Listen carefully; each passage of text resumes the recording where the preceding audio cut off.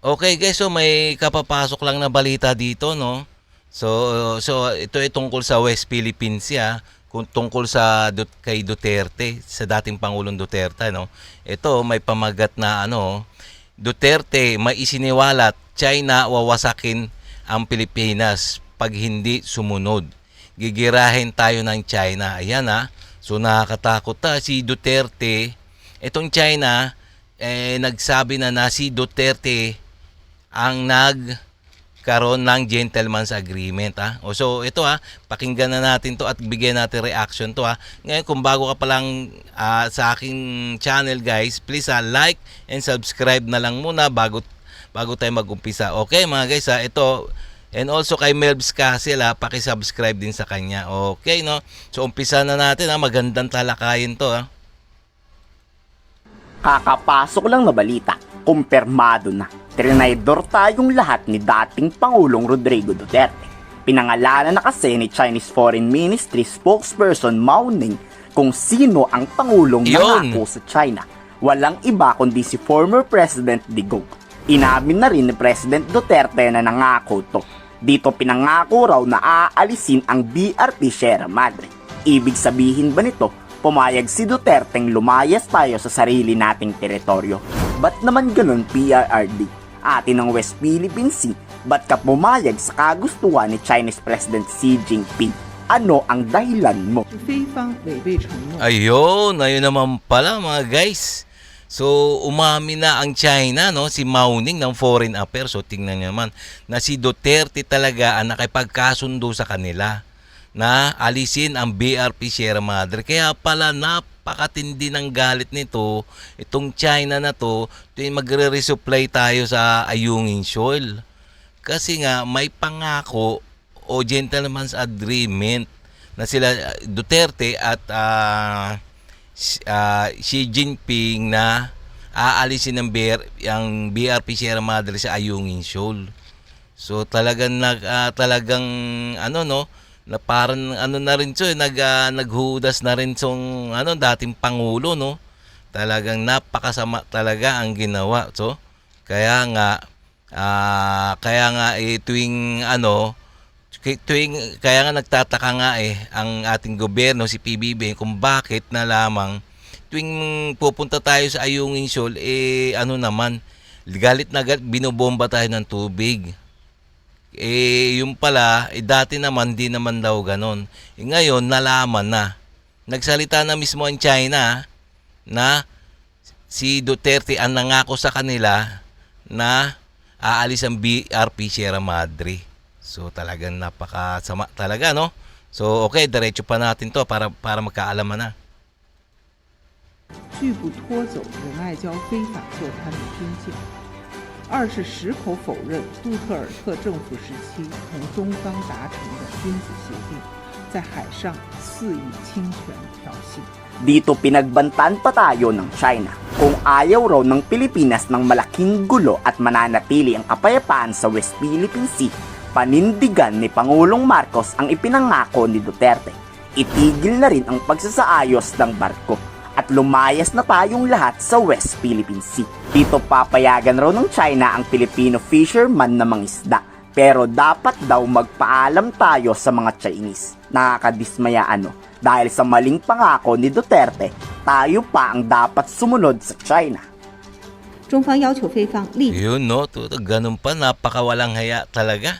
Ganun pala ginawa ni dating Pangulong Duterte, no, na talaga nakipagkasundo sa China kay Xi Jinping na talagang aalisin ang BRP Sierra Madre. At kung sa kanila na yon ay magpapaalam pa ang mga ship kung pupunta man tayo sa Ayungin Shoal ay magpapaalam pa tayo sa gobyerno ng China. Ayun ang usapan nila.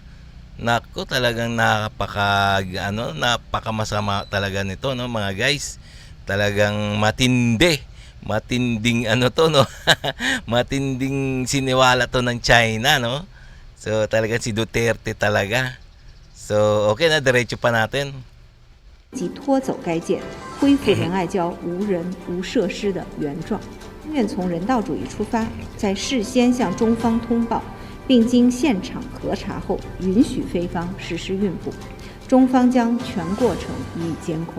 Sisihin man natin si Pangulong Duterte, pero ayaw daw nitong makipagyera sa China. Takot si Digong na ibuwis ang buhay ng mga Pilipino dahil lang sa West Philippine Sea. Pinagbantaan raw ito noon ni Chinese President Xi Jinping na malaking gera ang mangyayari pag naghukay ang Pilipinas doon. Pero bakit hindi pumalag si Duterte? Bakit nanaig ang takot sa kanya na baka gerahin tayo ng China? Mr. President, we would insist that that China Sea, or not the whole of it, but there is a part of the China Sea that belongs to the Philippines. And since I would want to, get savings, ako na I will dig my oil there. I just want to let you know.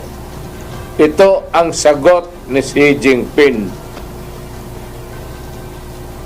I am afraid you cannot do that. Sabi ko, why, Mr. President? Diniritso ko na siya. Sabi niya, please do not do it. With the life of me. We are friends and I do not want to destroy that friendship. So what is in your mind, Mr. President? Sabi niya, because it would be in trouble. Totoo nga ang balita noon. Kung hindi makakapaghukay O yun nga, tingnan nyo naman mga guys. So talagang hindi natin malaman kung totoo yung sinasabi ni dating Presidente Duterte, no, na tinakot siya ni Xi Jinping. So kung bakit tinakot si Duterte na gigirahin daw tayo pag naglukay tayo naghanap tayo ng langis diyan sa West Philippine Sea. So ewan natin kasi bakit naman yung mga ibang bansa na nag-aangkin sa West Philippine Sea tulad ng Malaysia, Indonesia, bakit hindi naman ginera, di ba? So talaga may paninindigan yung mga presidente nila. Kaya ganoon. Ito ang talang to si dating Pangulong Duterte sa atin, sinabihan lang inatakot na. Samantalang yung dito panay ang dakdak niya rito yung kapanahunan ni Duterte nung siya pa ay presidente. Panay ang dakdak niya nito na nakala mo talaga matapang eh. Yung pala naduwag yung pala naduwag yung nag-usap na sila ni Xi Jinping. Ano ba yan? Hindi natin malaman talaga kung totoo, di ba mga guys? So kung talagang binigay o talagang binigay niya, parang parang ganun na rin, parang binigay na rin niya, no? Parang binigyan niya rin niya yung West Philippine Sea pag ganun. Siya ang presidente dati, di ba? Bakit niya wala siyang paninindigan? Wala ba siyang bayag para para sabihin na na akin 'yan? Bakit si PBBM, di ba? Tingnan mo si BBM tahimik lang. Ngayon si PBBM tahimik lang, di ba? Pero lumalaban na talagang binabalik niya West Philippine Sea.